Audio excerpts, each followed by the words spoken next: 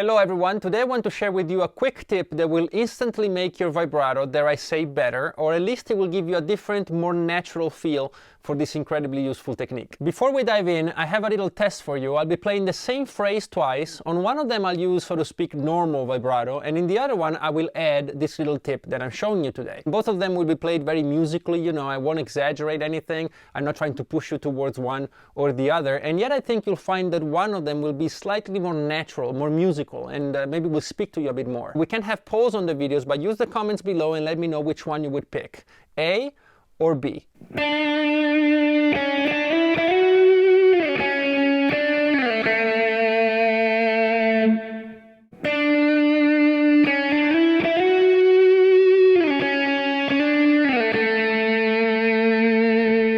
Based on my experience, most people will pick B as their favorite option here, and there's of course no wrong or right answer because it depends on the circumstance and what it is you're trying to express.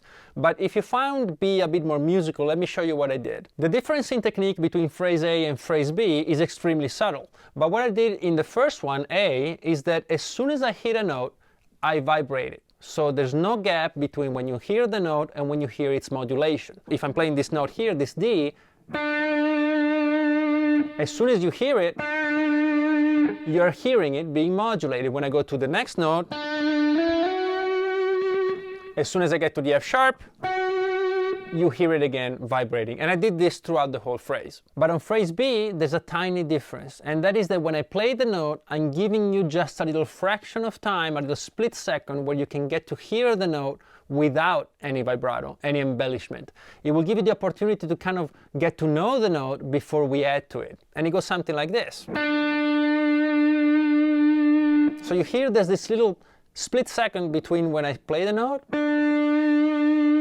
and then I start vibrating it. When I go up, you hear the note first, and then the modulation comes in. And it was like that throughout. And it's a very powerful, though tiny, difference. Here's a little exercise I designed to help you get used to this technique. It's very simple, and it's based on 4 beats. And the first time through, we're going to play all 4 beats with the vibrato, like this. 1, 2, 3, 4. So all 4 beats get a vibrato. That's how a lot of you will actually be playing right now.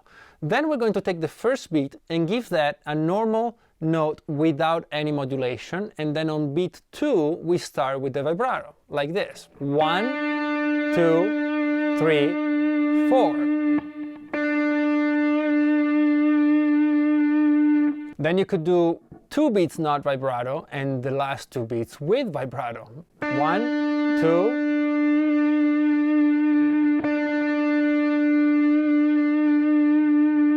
Then you can do it in triplets. You can do it with quarter notes, with 16 notes. You can do it with faster and slower tempos. What's harder for a lot of people is to actually be able to sit there with a note without the urge to just start vibrating and modulating it. So as long as you get there, and it won't take you long, maybe a week or 2 of practice, then you're all set. I think the reason this works so well, and it's so powerful, and it resonates so much within us, is that it reminds us of the way a singer would actually sing these notes. You've all heard annoying pop singers with their vibratos all over the place, all the time, for every single note, and it's annoying and it detaches you from the music. Whereas a great singer, and I picked this up by listening to Freddie Mercury, he would give you the note like a laser, right? And then he would embellish it and vibrate it. And sometimes his vibratos were so aggressive, he almost fell out of pitch.